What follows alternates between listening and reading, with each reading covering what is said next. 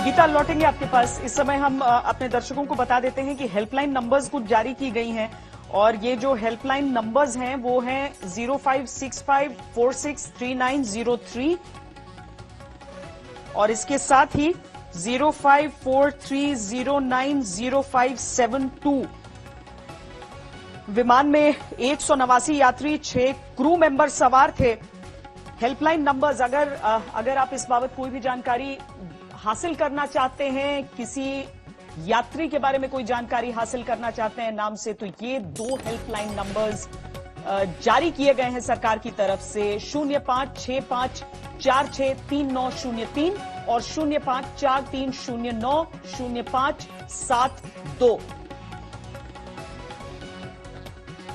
ये 2 helpline numbers इस समय जारी किए जा चुके हैं। एयर इंडिया का बोइंग 737 जो कि रनवे पर फिसल गया है वंदे भारत मिशन के तहत, ये लोगों को विदेश से लेकर भारत की तरफ, जो गल्फ कंट्रीज में काम करते हैं भारत के कई लोग जिनकी नौकरियां भी चली गई थी कोरोना के इस समय में, जो घर लौटना चाहते थे, वो जो लौट रहे थे, ऐसे लोग थे इस विमान में सवार।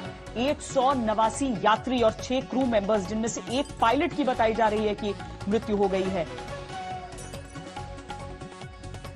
7:41 पर इसके लैंड करने का समय होता है और लैंडिंग के समय ही यह हादसा हुआ है, चूंकि भारी बारिश हो रही थी और रनवे पर फिसलन के कारण, जो शुरुआती तौर पर बताया जा रहा है, रनवे पर फिसलन के कारण जो विमान था वो ओवरशूट कर गया था अपने रनवे को और इसी कारण, और गीता जैसी की जानकारी दे रही है कि जो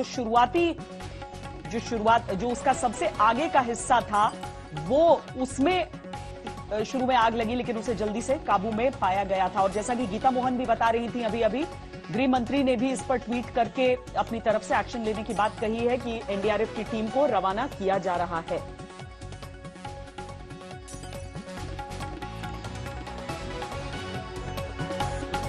एनडीआरएफ को मौके पर जल्द से जल्द पहुंचने का निर्देश दिया गया है। जाहिर है हवाई रास्ते से एनडीआरएफ की एक टीम रवाना हो रही है कोझिकोड के लिए। विमान हादसे पर गृह मंत्री ने गहरा दुख जताया है और इसके साथ ही ये निर्देश एनडीआरएफ को दिए हैं, इस बारे में भी जानकारी उन्होंने साझा की है।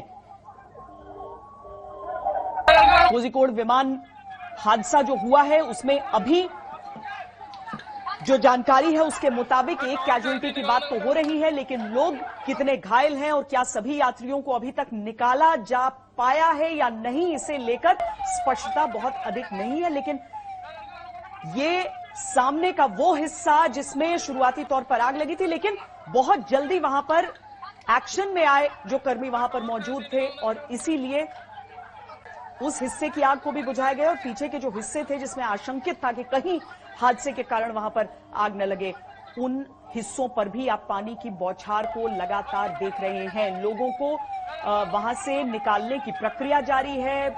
कई एम्बुलेंसेस को फौरी तौर पर एक्शन में डाल दिया गया था। विमान के 2 टुकड़े हो गए हैं आगे के हिस्से के। घाटियों से घिरा हुआ ये एयर स्ट्रिप, वहां पर जो एयरपोर्ट है कोझिकोड का, और इस कारण हादसे के बाद रेस्क्यू की ये जो तस्वीरें आप इस समय देख रहे हैं, बारिश के चलते वहां पर आपको जो राहत कर्मी हैं वो छाता लगाए भी दिख रहे हैं और बारिश को ही एक अहम कारण बताया जा रहा है इस दुर्घटना का। गृह मंत्री ने दुख जताते हुए कह दिया है कि एनडीआरएफ की टीम को फौरी तौर पर रवाना किया जा रहा है कारीपुर एयरपोर्ट पर, ये जो हादसा हुआ है उसके लिए। गीता मोहन हमारी संवाददाता लगातार हमारे साथ जुड़ी हुई हैं, जो जानकारियां यहां के बारे में दे रही है। गीता, हालांकि अभी भी जानकारी बहुत शुरुआती तौर पर है, लेकिन कम से कम वहां के जो तमाम लोगों से हमारी बातचीत हो रही है और नेताओं से बातचीत हो रही है, यही बताया जा रहा है कि कम से कम क्षति की बात है, कम से कम नुकसान हो सकता है हो, क्योंकि एक तो एक्शन जल्दी लिया गया, दूसरा ये कि जो आप भी चर्चा इस समय कर रही थी कि लैंडिंग के समय यह हादसा हुआ। जी बिल्कुल, कैजुअलिटीज कम होंगे क्योंकि आपने सही कहा, लैंडिंग के वक्त ये प्लेन क्रैश हुआ। लेकिन अभी जो डिटेल्स आ रहे हैं, Rajiv Jain additional DG ministry of civil aviation ये बताते हैं कि 174 पैसेंजर्स थे, 10 इन्फेंट्स थे, 10 छोटे बच्चे थे, 2 पायलट्स और 5 कैबिन क्रू। ये लेटेस्ट अपडेट है। तो जो प्लेन क्रैश हुआ है उनमें 10 छोटे बच्चे भी थे। जानना ये होगा कि क्या वो सेफ हैं या नहीं, अभी हमें उनके डिटेल्स नहीं पता, लेकिन इनिशियल रिपोर्ट्स के तहत वो ये बोल रहे हैं कि रेस्क्यू ऑपरेशंस अभी चल रहे हैं और जो पैसेंजर्स हैं उनको अस्पताल ले जाया जा रहा है। जो बाकी का अपडेट होगा वो लगातार मिनिस्ट्री ऑफ सिविल एविएशन देता रहेगा। ऑन द ग्राउंड जैसा आपने सही कहा, कैजुअलिटीज कम नजर इसलिए आ रहा है क्योंकि जो रिएक्शन टाइम था भारतीय अथॉरिटीज का, वो रिएक्शन टाइम काफी फास्ट था। बहुत जल्दी लोग पहुंच गए और बहुत जल्दी रेस्क्यू ऑपरेशन शुरू कर दिया। ये सही बात है। जो इनिशियल फायर दिखा था आगे वो बुझाने के बाद प्लेन में आग नहीं लगा, जिस वजह से हम देखते हैं कि काफी सारे लोगों को रेस्क्यू बड़े जल्दी करना शुरू कर दिया गया था और इस वजह से कैजुअलिटीज कम होंगे। केरला के एमपी राहुल गांधी ने भी ट्वीट किया और अपनी चिंता जताई। एमपी हैं केरला से तो जाहिर सी बात है ट्वीट करेंगे, तो उनका भी ट्वीट आ गया है गृह मंत्री के बाद। तो ऐसे आप देखेंगे कि काफी सारे लीडर्स हैं, चाहे वो केरला के हो चाहे वो नेशनल लीडर्स हो, काफी सारे मेंबर्स ऑफ पार्लियामेंट और मंत्री जो हैं वो इस पूरे हादसे पर नजर बनाए हुए हैं, जिनका इस हादसे से कोई भी लेना देना है, चाहे वो विदेश मंत्रालय हो, सिविल एविएशन हो या फिर गृह मंत्रालय। जैसे आपने देखा अमित शाह ने कॉल करके एनडीआरएफ को बोला है कि जल्द से जल्द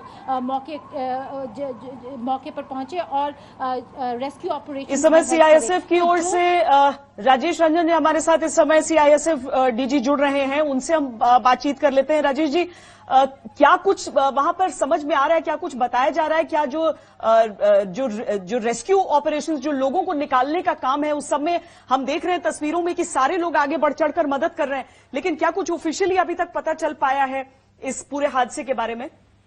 देखिए, जो इनिशियल रिपोर्ट्स है उससे मुझे ये जानकारी मिली कि हमारे जितने भी कर्मी हैं अलॉन्ग विथ लोकल पुलिस के पर्सनल और एयरपोर्ट अथॉरिटी के पर्सनल और फायर के पर्सनल, ये सभी वहाँ मौका पे मौजूद हैं और लोगों को एक्सट्रिकेट करके निकालने का काम कर रहे हैं। कई लोग जिनको इंजरी हुई है वो अराइवल लाउंज में लाए गए हैं और उनको वहाँ जो प्राइमरी हेल्थ है, जो फर्स्ट केयर है, वो दिया जा रहा है। जहाँ तक नंबर ऑफ इंजरीज और कैजुअलिटीज का प्रश्न है, हम लोग अभी कोई भी पर्सनल जो हमारे हैं उनको डिस्टर्ब नहीं कर रहे हैं, बिकॉज अगर हम यहाँ से फोन करते हैं तो जो मेन काम है उससे वो बाधित होगा। तो थोड़ी देर के बाद हमें पूरी जानकारी मिलेगी, बट अभी ऑपरेशन जारी है। सर, एक सिर्फ क्लैरिफिकेशन चाहिए क्योंकि कुछ कॉन्फ्लिक्टिंग रिपोर्ट्स इस बारे में आ रही हैं कि जो सामने का हिस्सा था वो एक सामने जो घाटी है उसमें गिर गया। क्या ये सही है या फिर पूरा विमान वहीं पर एयरपोर्ट पर ही रनवे पर है? सामने की जो घाटी है वो बहुत ही डीप वैली नहीं है, तो जहां तक इनिशियल रिपोर्ट्स हमारे थे उससे ये पता चल रहा है कि पूरा भाग पूरी खाई में नहीं गिरा है और वो अभी भी एक्सेसिबल है। तो दोनों भाग एक्सेसिबल हैं, वहां से लोगों को निकालने का काम किया जा रहा है।